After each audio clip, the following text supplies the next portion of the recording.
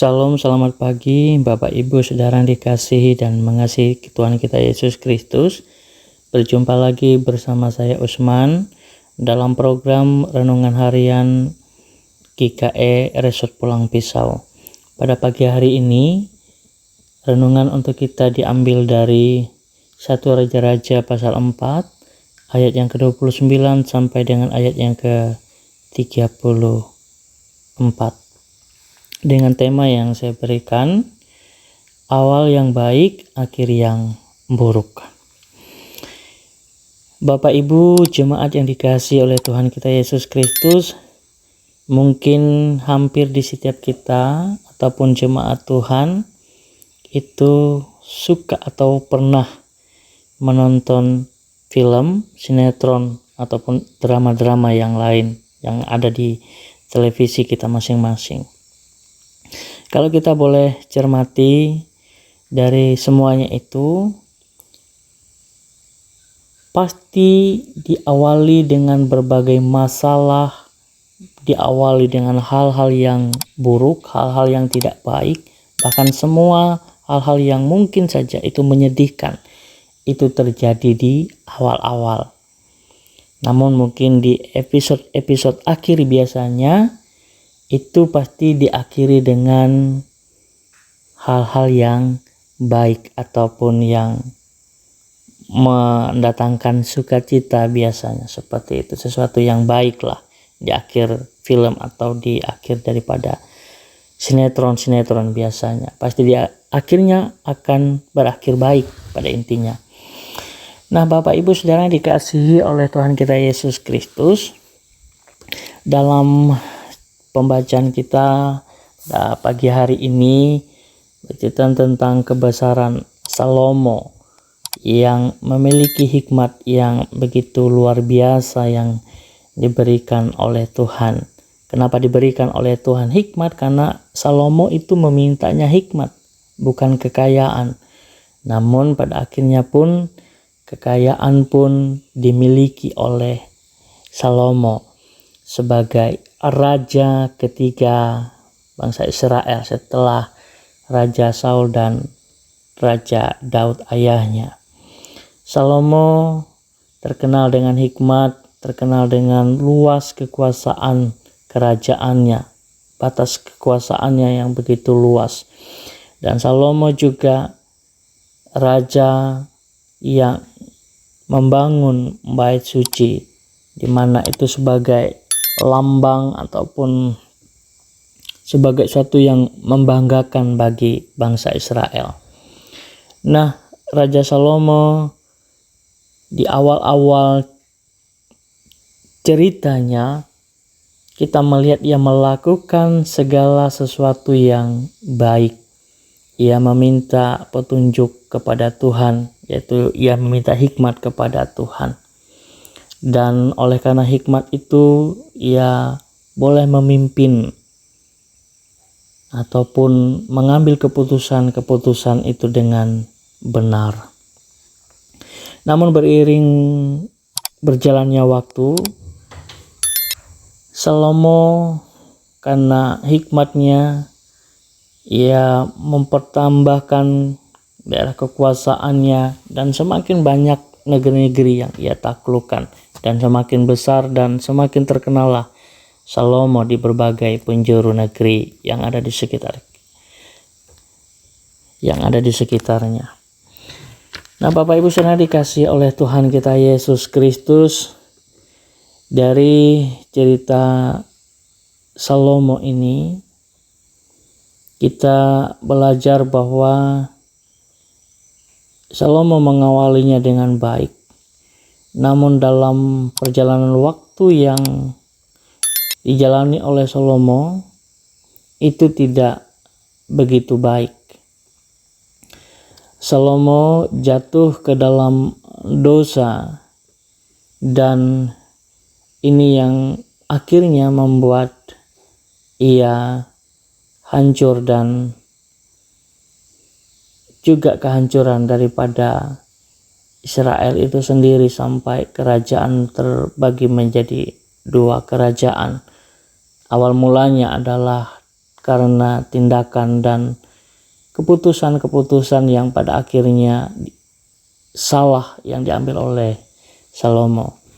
Nah, Bapak Ibu saudara yang dikasihi oleh Tuhan kita Yesus Kristus, mengapa Salomo ini jatuh ke dalam dosa? Yang pertama adalah karena ia tidak taat. Ketidaktaatan Salomo ini adalah terlihat ketika ia mulai banyak mencintai perempuan-perempuan asing yang ada di sekitarnya, yaitu Moab, Edom, bahkan beberapa bangsa ataupun perempuan-perempuan dari suku-suku lain yang tidak mengenal dan percaya kepada Tuhan Allahnya Israel. Bahkan bukan hanya karena mencintai perempuan-perempuan itu saja, tetapi ia juga mendirikan kuil-kuil berhala, yang tentunya saja ini karena ia dicondongkan hatinya oleh istri-istrinya kepada berhala-berhalanya mereka. Nah, Bapak Ibu Saudara yang dikasihi oleh Tuhan kita Yesus Kristus, dari cerita Salomo ini kita belajar bahwa sesuatu yang Tuhan berikan dalam kehidupan kita ini jangan sampai membuat kita berpaling daripada Tuhan. Apa yang Tuhan izinkan kita miliki dalam hidup kita, mungkin saja contohnya jabatan, harta, kekayaan yang mungkin kita miliki, itu jangan sampai mengubah kesetiaan dan ketaatan kita kepada Tuhan. Dan jangan sampai kekuasaan, harta, kekayaan itu mengubah pola pikir kita, dan itu mencondongkan kita dari yang awalnya percaya kepada Tuhan namun lebih mempercayakan hidup kita kepada kekuasaan, kepada jabatan, kepada kekayaan yang kita miliki, sehingga kita melupakan akan penyertaan Tuhan.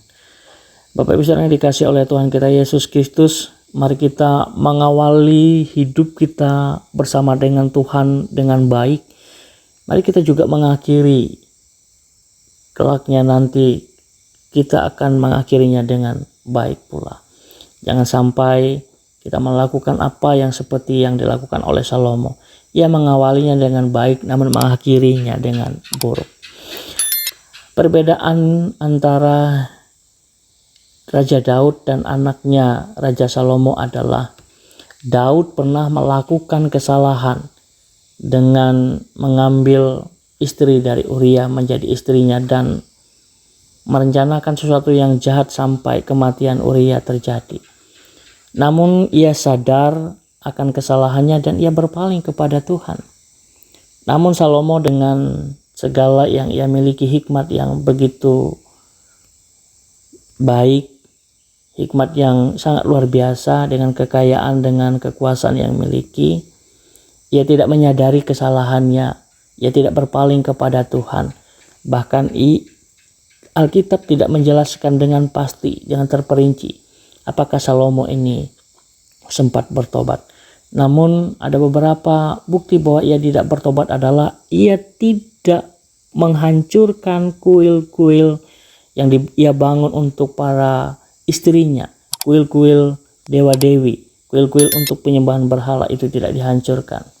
Ini menandakan mungkin saja Salomo tidak bertobat dan mengakhiri dengan sesuatu yang buruk.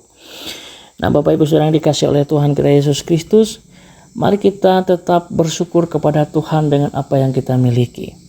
Bersyukur kalau Tuhan percayakan hal-hal besar dalam kehidupan kita. Namun jangan sampai hal-hal besar yang Tuhan izinkan boleh terjadi dalam kehidupan kita itu mencondongkan hati kita daripada Tuhan. Amin. Untuk firman Tuhan, mari kita berdoa. Bapa kami dalam kerajaan sorga, kami mengucap syukur dan terima kasih kepada Tuhan. Pada saat ini kami berdoa buat GKE Talitakum Saka Kajang. Kami berdoa buat Pendeta Randy sekeluarga yang melayani di sana. Kami percaya Tuhan memberikan hikmat dan kemampuan dalam melayani. Juga kami berdoa buat jemaat Tuhan dalam setiap pergumulan yang mereka alami. Juga kami berdoa buat penetua diakon yang juga membantu pelayan pekerjaan Tuhan yang ada di sana. Berdoa buat pemuda remaja, Tuhan pimpin, Tuhan pakai mereka. Dan juga kami percaya kan anak-anak sekolah minggu, guru-guru sekolah minggu ke dalam tangan Tuhan. Tuhan menolong dan memampukan mereka. Terima kasih Bapa di sorga, biar akhirnya terus Engkau urapi jemaat Tuhan dan memberikan mereka kekuatan menjalani kehidupan mereka. Dan tetap percaya akan penyertaan dan kasih-Mu. Terima kasih Bapa, kami ucap syukur dalam nama Tuhan Yesus kami berdoa. Amin. Tuhan memberkati engkau dan melindungi engkau.